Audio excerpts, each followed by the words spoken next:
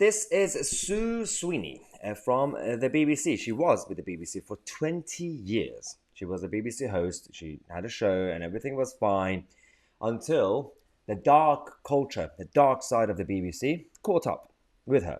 We have on this channel recently been exposing the BBC's not just bias, but of course the corruption and all the problems that we have in that organization, the waste when it comes to taxpayers, or the license fee payers.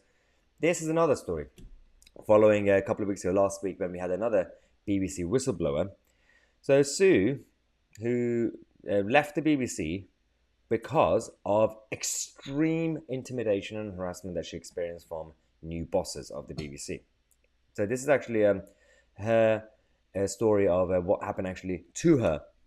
A new boss came and she says that his arrival brought unhappiness and fear. I lived in fear of this man's systemic bullying. On one occasion, in November 2018, I was in a meeting with him and he exploded in rage. I was bewildered by his behavior and his ranting, which I thought would go on forever.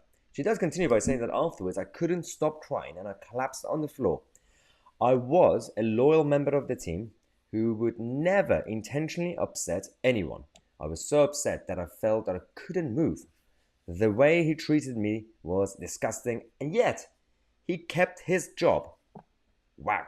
So again, this might just be, you might think that it's just one incident, one person, one manager. Well, not really. When you have multiple people coming out following the story to not just complain about the same as a supervisor and manager, but also about all the others, it makes you think that this is a big problem. Considering BBC bosses have now received more than 200 complaints of all these dark allegations from everything from harassment to everything, all the other issues that we've had. In the last 4 years, we have over 200 complaints. Yet you think that this is good, it's transparency. They are getting their complaints, they're tackling all these important issues. Well, no, look at this. This is how cases stack up.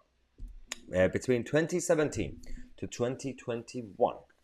On the left-hand side, you actually have two different types of cases. So in 2017 to 2018, you have 5 cases of harassment stuff, and you have the 37 who are just basically just general bullying cases.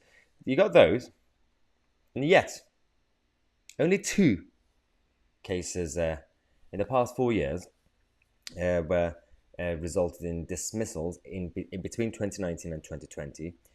And all the other cases, 1 dismissal in 2017-18, 2 dismissals in 2018-19, and 1 dismissal in 2020-2021. Over 200 cases, complaints, and I'm going to be objective. I can imagine that not all 200 plus cases and complaints were genuine, or maybe there were some misunderstandings, or maybe there was some, I don't know, personal vendetta or agenda, whatever happened, right? But really? Only 6 convictions. I don't believe it. I do not believe it. If they can prove that the organization that gave us this guy, Jimmy, has actually reformed itself, I don't believe you, BBC. I do not understand why there is not a proper uprising against this organization, not just inside the so-called conservative government, but across the nation. I think it's because most of us, a lot of people who just are angry at the BBC, they simply cancel their TV license, but then we stop there. We don't really do much, do we? A lot of people just be like, well, I've already cancelled, so the burden is no longer on me. I'm not paying them anything, so I'm just going to sit here now and watch Netflix. Not that it should be every single one of us and our responsibility to do something, like, oh, get up from your sofa, no. But maybe some people, some of us actually have to do something about this dark side of our mainstream media, because it's not just about their bias, it's not just about the waste of money that they have, it's this sort of stuff that really irritates me.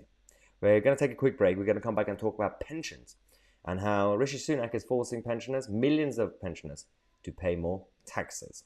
Subscribe to the channel. I'm Maya TC and we are the media.